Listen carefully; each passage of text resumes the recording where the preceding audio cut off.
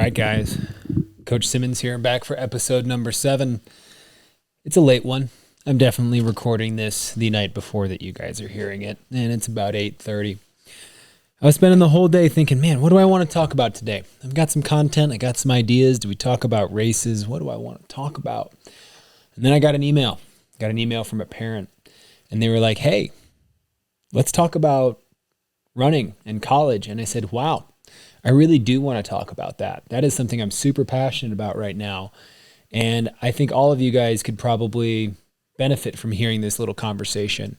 And I can tell you that this year, I think I marked my 25th or 26th athlete that I've been personally responsible for helping get to the collegiate level of running in the last 3 years. Throughout my whole career, I haven't kept track, nor have I taken the time to really tally it down. But the college talk, as I like to think of it, it takes more than 15 minutes. But I'm going to do my best to kind of keep this short, keep this sweet. I think the number one thing when it comes to this is fit. And I'm going to get to that at the end. I even have a download for you guys this week. I'm really coming in clutch in the 11th hour here. The first question I get is, when can I actually talk to coaches, and what the heck do I talk to them about? For the majority of you guys, if you're listening to this as a sophomore, June 15th of your sophomore year, that's when you can start having verbal scholarship offers. And this is for the majority of D1 sports. If you go and look up and just literally type into Google, when can NCAA athletes or prospective NCAA athletes talk with coaches? It's a little different sport by sport. I'm going to focus on running, since this, after all, is a running podcast. That's when you can start getting, Instagram messages, emails, and actually getting a response. If you're doing anything before June 15th of your sophomore year, you're realistically kind of launching it into the void, but that's not always a bad thing, because we can all save emails to reply to later. One of the things that I think is super important is having an athletic resume. And you're thinking, wow, what the heck is that? It's literally a photo of you, and it has your name, and it has, hey, I was, second team all conference. Here's my PRs in the 5K, the 8, the 4, the whatever. List out your PRs, share a little bit about who you are, what you're interested in. And that's going to give them a better idea than just saying, hi, Coach so-and-so, I really like your school. Here's what I've run. Goodbye. That if I got that email from someone that's trying to run on my Peak Elite team or any of my other teams, I'm going to go, that's great, but I don't know who you are. And you have to remember that, and this is a really key thing, so listen in. This is a business transaction. And that's the one thing that we hold in our minds, that this is this, oh, it's this beautiful thing. Oh, they love me. I love them. It's this, oh, it's not a fairy tale. It's a business transaction. At the end of the day, if you're going to go to the highest level of the sport, I'm going to tell you that at the highest level of the sport, they own you. They own you in a way that your job is to score points, and that's why they have funding, and that's why they give you money. They give you money because they think that you're going to be able to help contribute to the team and score points. More on that later. Let's talk about August 1st before junior year. That's when you can start taking official visits. You can range unofficial with the athletic department and meet with a coach while on campus. And coaches can begin conducting off-campus contact with athletes at their residence or school. Realistically, having a coach show up to your actual school and things like that, or your meets, is pretty unlikely unless you're at the big national meets. That's actually where a good number of my athletes have met up with with coaches. I can remember a couple of distinct conversations with coaches about my athletes that led to some great scholarship offers, or at least some opportunities. Some offers were followed through on, and others just didn't. They weren't the right fit. And that's the most important thing. And I think before we talk about fit, my last thing is that even if you're just thinking about this idea, the number one first step, get signed up with the NCAA. It's a super short, super easy process. Literally, you just search, get signed up with NCAA. Goes to the NCAA website, some basic information to fill out. If you do start going down the pathway of working with a school and things like that, they're going to ask that, hey, have you already signed up with the NCAA? That's step number one.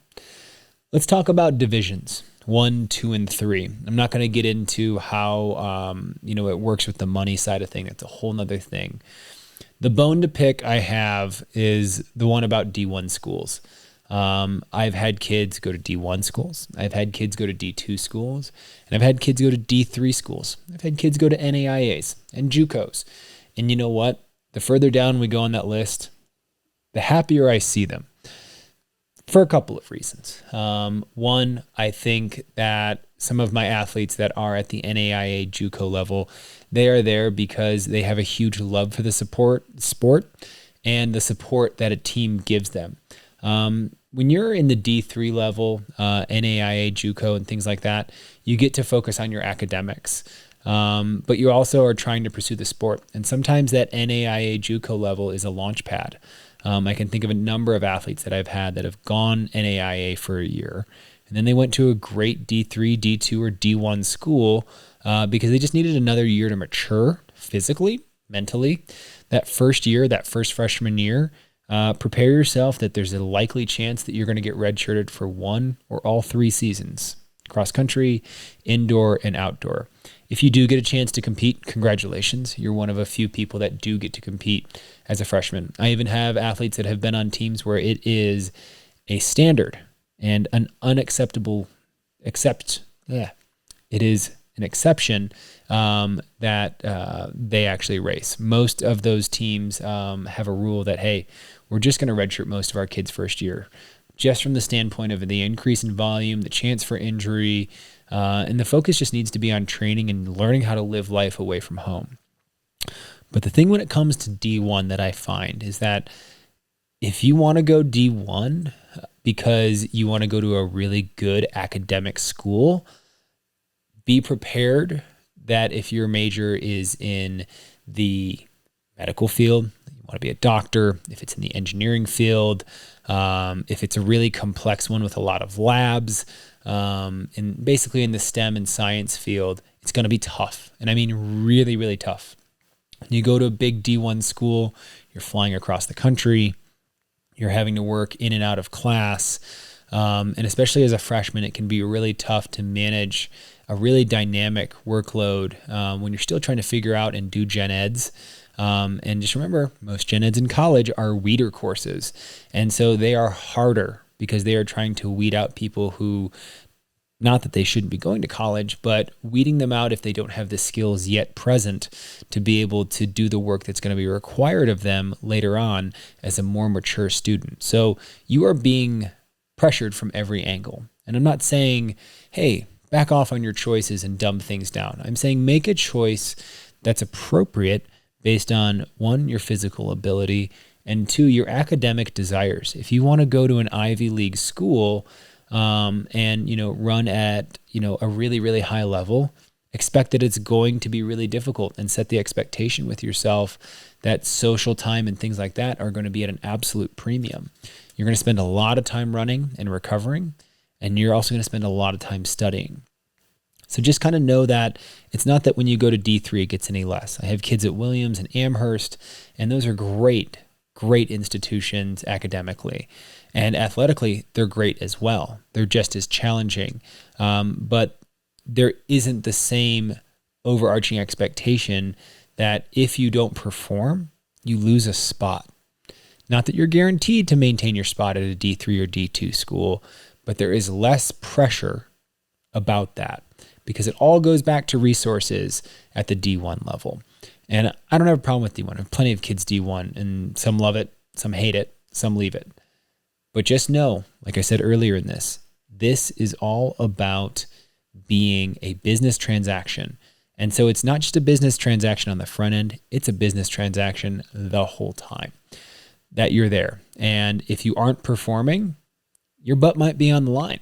Your scholarship, the money that you are getting to attend may be pulled back. It may be pulled back completely, partially. But if you do well, hey, there's a chance to earn more money.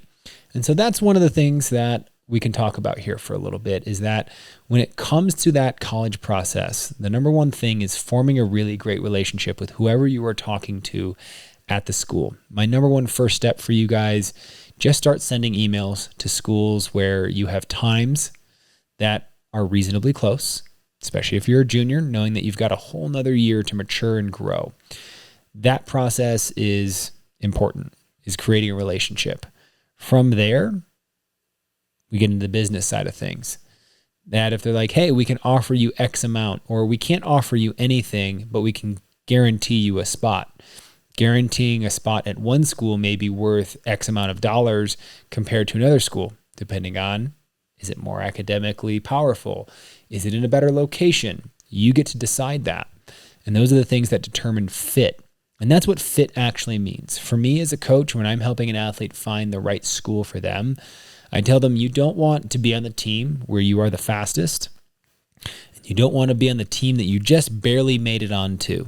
It's okay to be in the middle. If you're the fastest kid on your team in high school, there's going to be some transition to going to being 5th or 6th or 7th on your team in college. And expect that even if you are the fastest, you're going to probably be sat back in 5, 6, 7. And that's okay. You need time to grow. But find a school that's a good middle ground. When you're looking at schools, does it pass the broken leg test? This is my biggest test. And if you break your leg and you can't run for an entire year, both semesters, crazy fracture, do you still like where you are? Do you like the place? Do you like the city? Do you like the dorms? Do you like the way it looks? Is it rain too much? Is it too hot all the time? These things seem small and inconsequential, but it's where you're going to live. Now, granted, it is only for 4 years. It isn't a forever place, but 4 years of training space. So if you don't like it really cold, maybe don't look at Fargo, North Dakota. But if you don't mind the cold and running on an indoor facility, hey, maybe Fargo's a great school. This all goes back to, hey, they have a really cool major that is specialized at that school, and I can run there. That's what we call a win-win, and that's what we're looking for. That's a right fit. Hey, I'm not the fastest, kind of in the middle. They've got the specialized major I want, and yeah, I don't mind it being a little bit cold. I'm used to it cold. Great, you found a perfect fit, and that's what you're looking for. So what I have for you guys this week in terms of a download, some of you guys have already made your college decisions, and you're listening to this going, yeah, I thought about all that. Pretty pumped about where I'm going. Cool. Thanks for listening. For those that are still figuring it out, the download for this week is an Excel spreadsheet, which I know gets everybody super, super excited. But the reality of what that spreadsheet is it's an objective tool that I created to help my athletes and their parents kind of navigate this process. It's not a step-by-step. It's no guide. It's just an Excel spreadsheet that helps you go through all of the things that I've had athletes think about. And it's just an ongoing growing list of everything from, hey, I took AP classes. Do I get credit here? IB classes. Where's the location? And I tell athletes the first thing you do is go through, I like the Runcruit, RUNCRUIT website. It kind of gives a good look of, are you going to be able to be a walk-on? Are you going to be recruited? Or are you just going to be able to come and try out and they'll see what they think of you? Go through all those and then find some other schools that you may be able to get into academically that may be a stretch. Make a list of 30 to 40 or 50 schools. It seems like a lot. And then kind of narrow it down by, hey, where could I run? And then maybe make a subset in that third tab about what are the 12 schools that I want to go to. The other 2 tabs that are in there are rubrics. And for those that don't really know what a rubric is, think of it as a grading tool. It's a way for you to be objective, and objective about 2 things. Objective 1 about initial fit. And the second one is after you do a school visit. One of the things that happens at school visits is that because it's a business transaction, you get involved in marketing. And the marketing is other people and saying, we really like this kid. Make sure that they want to come to this school. And what you have to be able to do the moment you get home is kind of take off the rose-colored glasses and say, okay, objectively, is this the right school for me? Wow, everybody seems super cool, but those were the dumpiest dorms ever, and we're required to live in those for 4 years. That might be a hard sell. You may not care.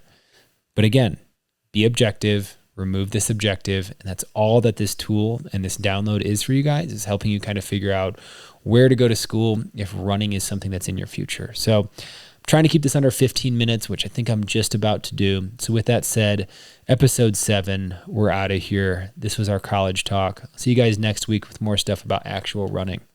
Maybe we'll talk about pacing an 800 or a mile, maybe a 2 mile. It's a link of what's ahead. I'll see you guys later.